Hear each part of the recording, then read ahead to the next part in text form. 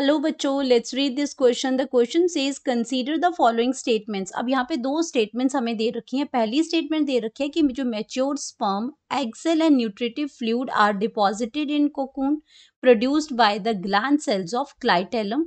और second statement दे रखी है कि development in earthworm occurs by a larva formation. अब बताना है कि इन दोनों स्टेटमेंट्स में कौन सी स्टेटमेंट ट्रू है, कौन सी स्टेटमेंट फॉल्स है। क्या दोनों ही स्टेटमेंट्स ट्रू हैं या दोनों ही स्टेटमेंट्स फॉल्स है, ये हमें करेक्टली ऑप्शन को मार्क करना है। तो सबसे पहले हम बात करेंगे अपने की कॉन्सेप्ट पे। की कॉन्सेप्ट में तो यहाँ बात हो रही है fertilisation in earthworm. Fertilisation in earthworm. अब अर्थवर्म की अगर हम बात करते हैं तो अर्थवर्म आपका क्या है? अर्थवर्म जो है साइंटिफिक नेम उसका फेरेटीमा है एंड ये मॉइस्ट सॉइल में प्रेजेंट होती है। अगर इसके हैबिटेट की बात करते हैं तो ये upper layer of moist soil में प्रेजेंट होती है। एंड अगर इसकी फर्टिलाइजेशन की अगर हम बात करते हैं तो इसकी जो फर्टिलाइजेशन और डेवलपमेंट जो होता है, फर्टिलाइजेशन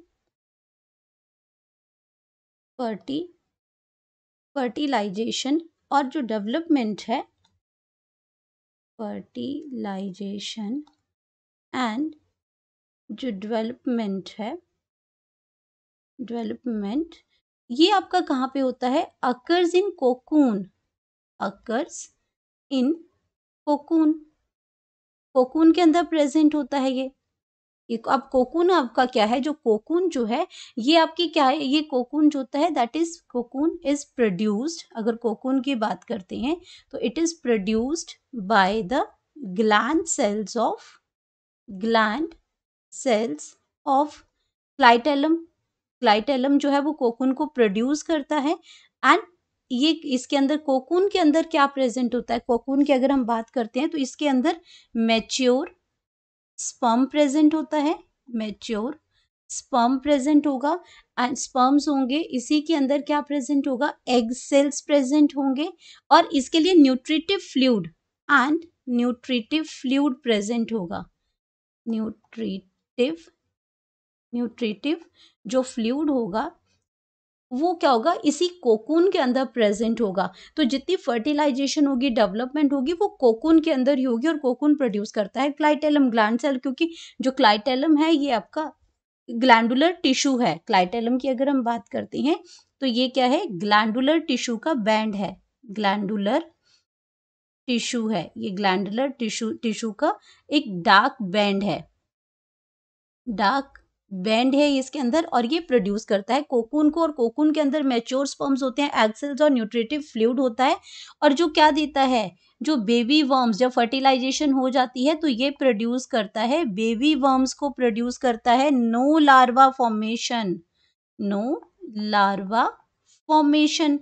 इसके अंदर लार्वा फॉर्मेशन नहीं होती है, ये डायरेक्टली बेबी वर्म्स को प्रोड्यूस करता है। अब अपने अगर स्टेटमेंट को चेक करें तो स्टेटमेंट में लिखा है कि जो मैच्योर स्पर्म, एग सेल और न्यूट्रिटिव जो फ्लूइड है हमारा, वो न्यूट्रिटिव फ्लूइड डिपॉजिट होता है कोकून के अंदर produced by the gland cell of clitellum. तो ये तो बिल्कुल करेक्ट स्टेटमेंट है। सेकेंड स्टेटमेंट है development in earthworm occur by larva formation, ये गलत है। ये बेबी वर्म्स को प्रोड्यूस करता है। जब फर्टिलाइजेशन कंप्लीट होती है तो बेबी वर्म्स को ये प्रोड्यूस करता है और उसको या तो स्पर्म्स के अंदर सॉइल के अपर लेयर पे ये डिपॉजिट हो जाते हैं ये। तो इसमें लार्वल फॉर्मेशन होती ही नहीं है। ये इसमें जो आपका जो लार्वा फॉर्मेशन है ये नहीं होती है। इसको हम कहते हैं नो लार्वा फॉर्मेशन। तो अब क्या हुआ? Statement 1 is true but 2 is false. तो हमारे पास पहली ही स्टेटमेंट करेक्ट आ गई इसके अंदर।